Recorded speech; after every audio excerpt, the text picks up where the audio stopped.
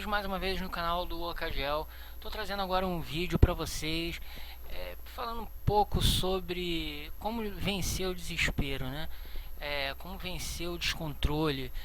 Porque eu tenho visto até pessoas da minha família, muitas pessoas que eu conheço que o desespero leva ao estresse, leva a pessoa a ficar nervosa, depressiva. E na verdade, muitas vezes as pessoas quando vê alguém que não se desespera facilmente, pensam que essa pessoa é falsa, que essa pessoa está escondendo as emoções. Até existem pessoas que realmente fazem isso. Eu já vi pessoas que estão com medo, mas estão fingindo que não estão com desesperado, mas estão fingindo que não estão, para não passar isso para os outros. Até é uma atitude louvável. Porém, não é o caso de todos. Existem pessoas que, não em todos os casos, óbvio, mas em alguns casos que a maioria das pessoas se desesperariam, a pessoa fica tranquila. Eu já vi isso de perto, entendeu? Por isso que eu estou falando. Eu tenho controle de algumas coisas, mas não sei, acho que não em todas as situações. Talvez eu perderia o controle em certas situações.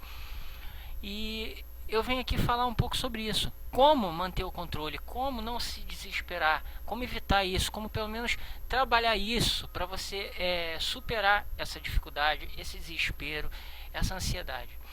Então, por que eu estou trazendo esse vídeo? Bom, eu vou passar aqui essa foto e vou estar aqui mostrando para vocês. Imagine que vocês estão trabalhando, saíram para trabalhar, vocês trabalham em um outro local, uma outra cidade, né? E de repente vocês chegam em casa, digamos que vocês moram nessa casinha aqui grande, ó. Dá uma olhada nessa casinha aqui branca, tá vendo? Ela vai ser um ponto de referência para o que eu vou mostrar. Então digamos que você mora aqui num pedaço aqui dessa casinha vermelha aqui, grande, comprida, tá vendo? Provavelmente deve ser uma vila, várias casas, não sei. E aí você volta do trabalho e você encontra a sua casa e o bairro assim, ó. Olha lá a casinha branca e a sua casa aqui, ó. Vou aumentar, aqui está a sua casa. Então, obviamente, numa situação dessa, a maioria das pessoas entra em desespero. Claro, se você perder um ente querido, eu não posso dizer, controle-se, porque é uma situação realmente difícil. Você vai chorar porque, primeiro, é a perda, segundo, você sabe que é uma coisa trágica, você vai ter que falar para outras pessoas, você vai sentir desespero. Nossa, como é que isso aconteceu com fulano? Eu estava com ele ontem. Isso é óbvio. Quando se perde vidas, é óbvio que é normal se desesperar. É uma coisa natural. Mas a casa, eu vejo pessoas que perderam a casa e entram no desespero, ficam depressivas. E, gente, olha só, muitos cristãos, não é todos, porque hoje em dia cristão virou moda. Então tem gente aí que se diz cristão e não está dando exemplo de cristão em nada na vida, não sabe nem o que Jesus falava. Se tu perguntar uma parábola que Jesus falava, a pessoa não sabe. O que eu estou falando é assim, digamos que você passou por isso. Se você é um cristão, se você é ou não precisa nem ser cristão, você pode ser até um ateu, mas se você tem controle, se você sabe que não está acabado, que não é o fim, que você ainda tem vida, se você coloca na tua cabeça um positivismo, você analisa a situação e fala, poderia ter sido pior, eu não passei pelo pior, teve gente que passou pelo pior, e você fala, tem como eu reconstruir, tem como eu recomeçar porque eu ainda tenho vida. Se você pensa sempre positivo, sempre você olha, não é pensar positivo tipo esperando uma coisa milagrosa apenas, mas pensar, como que eu vou recomeçar? Bom, para mim recomeçar primeiro, eu tenho que ter vida.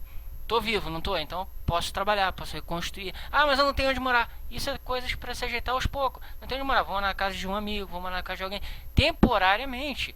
Eu vou sobreviver a isso. Entendeu? Eu vi pessoas que passaram por situações como essa, de perder a casa, e superaram assim, de olhar a casa lá caída e não soltar uma lágrima, não ficar depressivo, tava brincando. E você vê, você sente na pessoa que ela não está em desespero, que ela tipo tá aceitando aquilo de uma forma boa. É como eu falei, pode ter pessoas que mentem, pode, mas nem todas. Eu mesmo tenho casos que acontece coisa que muita gente se desesperaria, eu não, tá tranquilo, fico de boa. E em outros casos, principalmente quando envolve justiça, que eu sou uma pessoa assim, eu não gosto de ver justiça. Então eu vejo alguém batendo numa pessoa mais fraca, eu me irrito. Eu posso até não bater, não fazer nada, mas eu me irrito. Eu posso de repente falar de uma forma agressiva. Já outras pessoas aguentam até isso, entendeu? São mais compreensivos do que eu. Vamos pro próximo aqui. Essa cena aqui é uma cena que eu acredito que muitos aí viram, que é Carolina Dickman, não é isso? Foi fazer a novela e teve que cortar o cabelo. Nessa cena ela faria um papel de alguém que teve câncer, né? E leucemia. E precisa fazer a quimioterapia, corta o cabelo e tal. E o que que acontece? Na vida real, além da doença que pode acabar com a sua imagem, tem outros fatores, um acidente, alguma coisa que você pode ficar não necessariamente doente, é o que eu quero que vocês entendam. Não estou usando aqui a questão da doença que a novela passava ali. Mas digamos que você sofre um acidente com fogo, você não fica totalmente queimado, não se machuca gravemente, mas o cabelo é sensível, pega fogo rápido, e aí você perde o cabelo e fica feio, ou você de alguma forma deforma alguma parte do seu corpo. Óbvio, tem a dor, tem várias questões que a pessoa teme, que a pessoa vai se sentir ruim, mas aí quando passa, vem a questão da aparência. Muitas pessoas entram no desespero por causa da aparência. Tem mulheres que engordam e falta pouco querer se matar.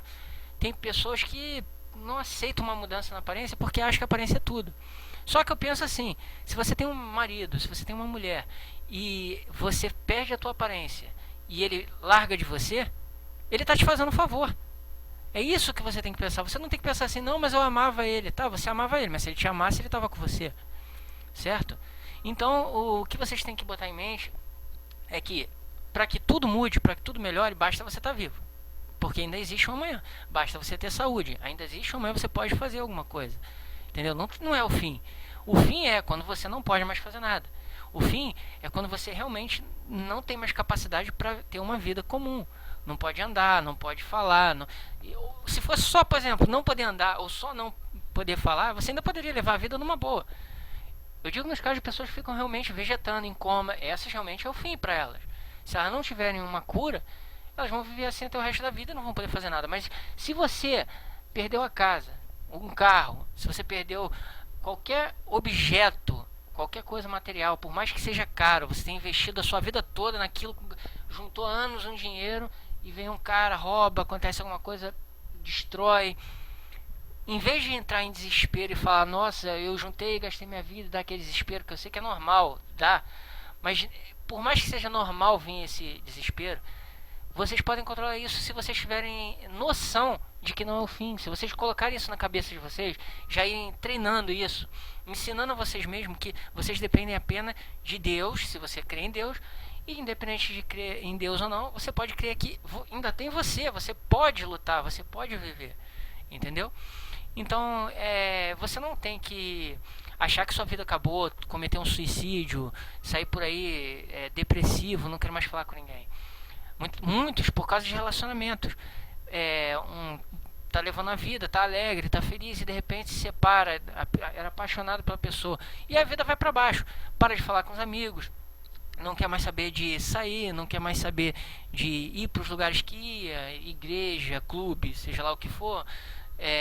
Muitos deixam até de estudar ou trabalhar quando a depressão é muito grande, o que é uma coisa que vai prejudicar a vida deles e dos que moram na mesma casa que eles. Então, gente, eu quero deixar isso claro para vocês.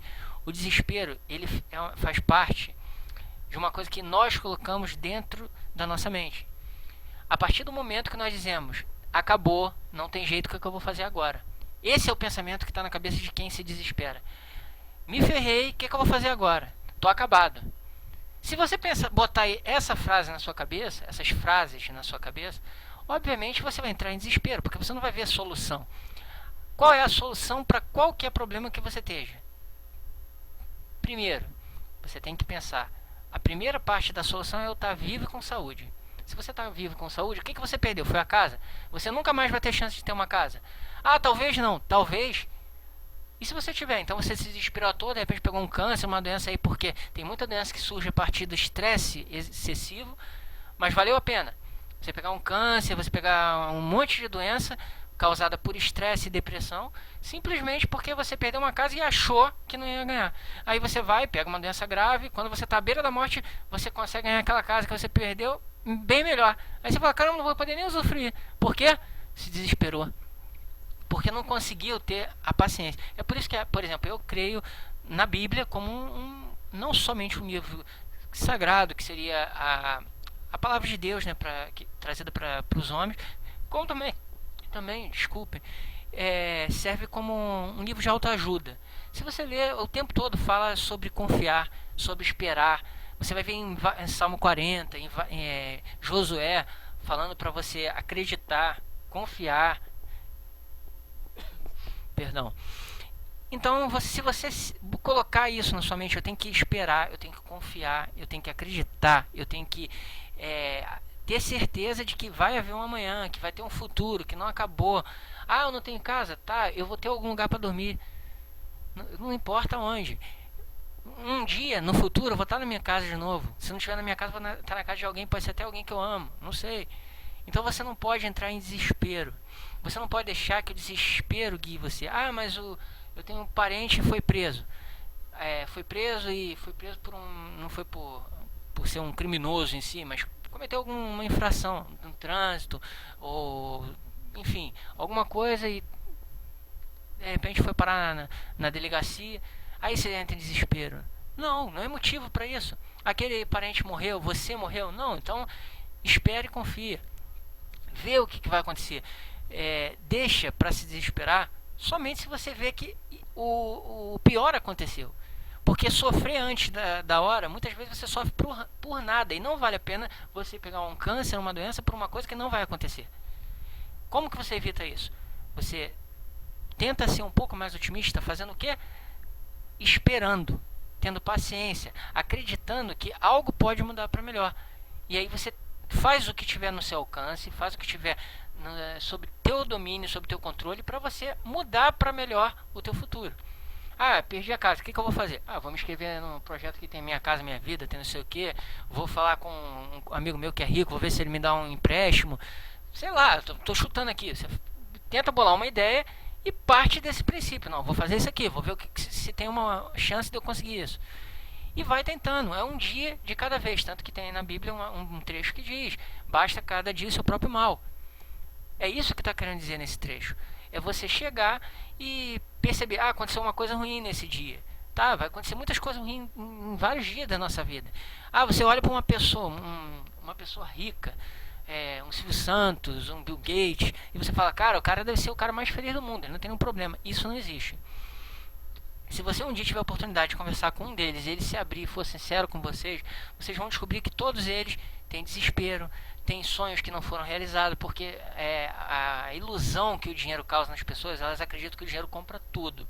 Realmente, falando assim, parece. Eu quero uma mulher tal, vou dar um dinheiro. E se a mulher não for daquelas que se vende? Se for uma mulher que, não, por mais do que você faça, ela vai dizer: não quero você. E aí? Você vai viver uma vida como esse casal que está aqui na imagem aqui, que tá separado, o cara de repente gosta dela. Aqui no caso, um parece gostar do outro e por algum motivo brigaram e estão separados. Mas você vai querer a pessoa e a pessoa não vai te querer. Então o que acontece é o seguinte, gente. Vocês não devem entrar em desespero antes de ver o resultado final. E qual é o resultado final? O resultado final pra gente é a morte.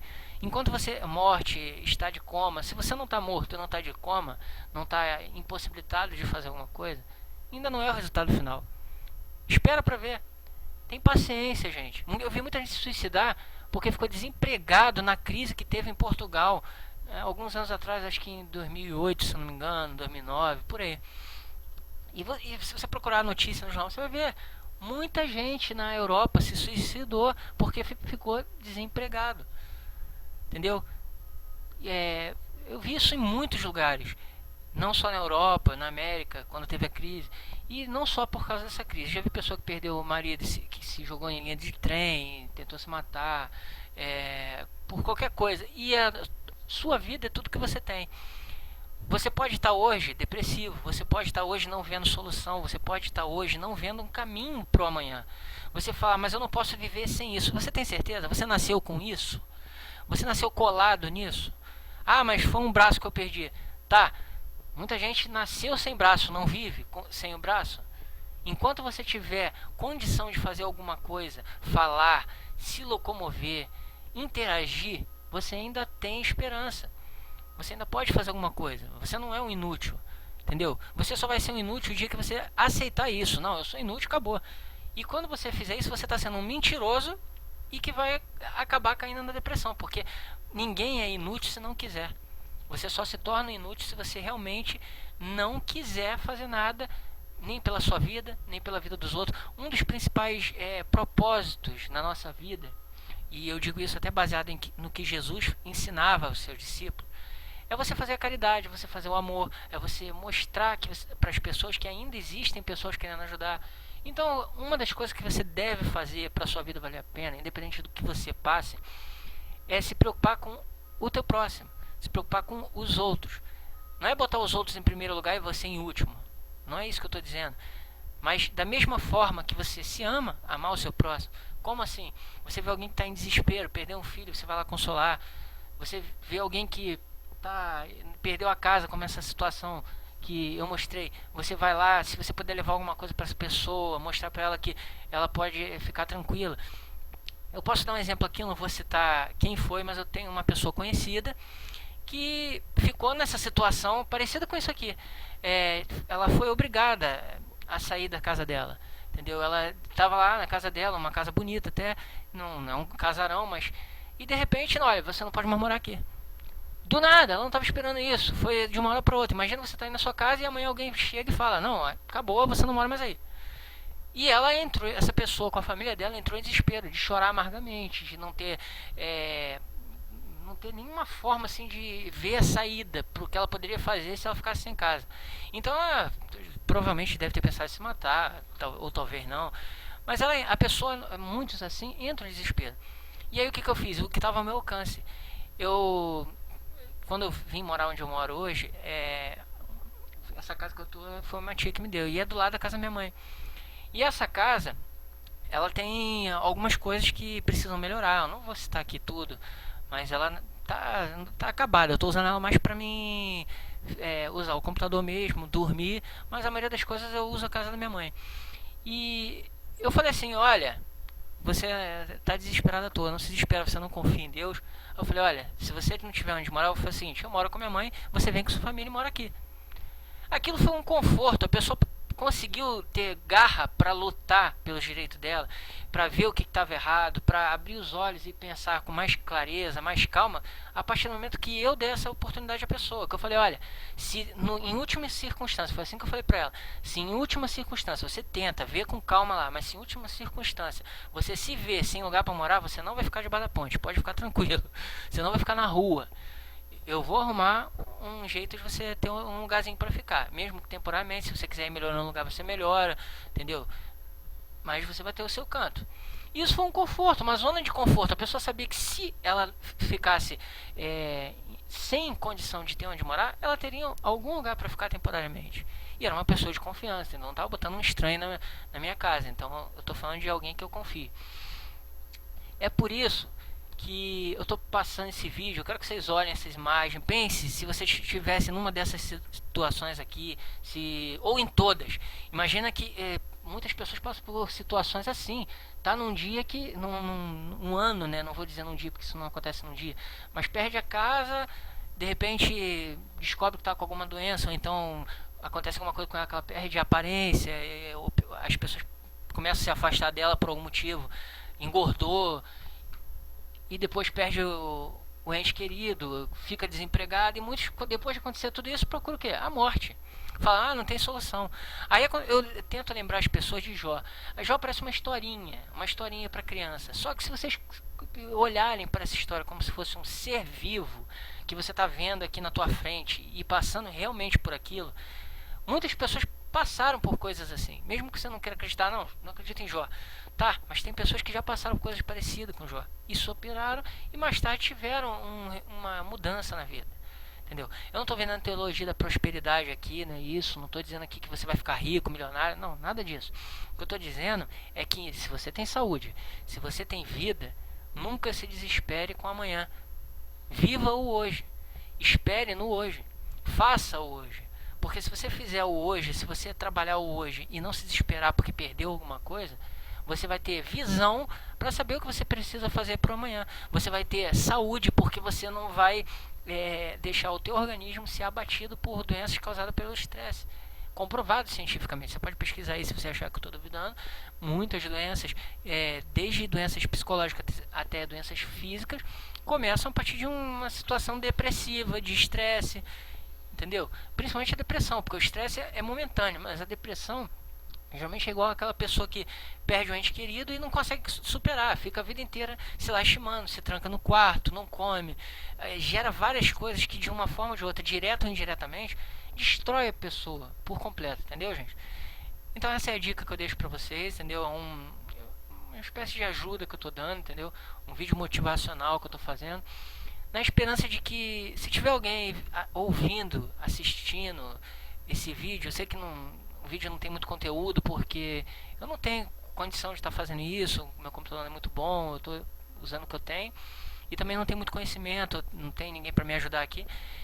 E estou indo devagar, não estou querendo fazer sucesso no YouTube, nada disso, só estou querendo passar essa mensagem, entendeu? Então eu espero que eu possa estar ajudando algumas pessoas. Se alguém está aí pensando em arrancar a sua própria vida, pense duas vezes, entendeu? Porque não é o fim. Eu tô com uma dívida, alguém vai me matar e você vai fazer o trabalho da pessoa e vai se matar primeiro. Meu caro, enquanto você tem vida, tem esperança. Enquanto você tem vida, alguma coisa pode mudar. Hoje você está com uma dívida de 200 mil e não tem nem 10 reais. Amanhã alguém pode vir a saber dessa situação, vir a saber que você certamente ou está em desespero e não está demonstrando, ou de repente vai entrar numa situação de desespero, pode se matar e alguém pode te ajudar. Deus pode colocar alguém no seu caminho se você acredita em Deus. Se você não acredita, o acaso.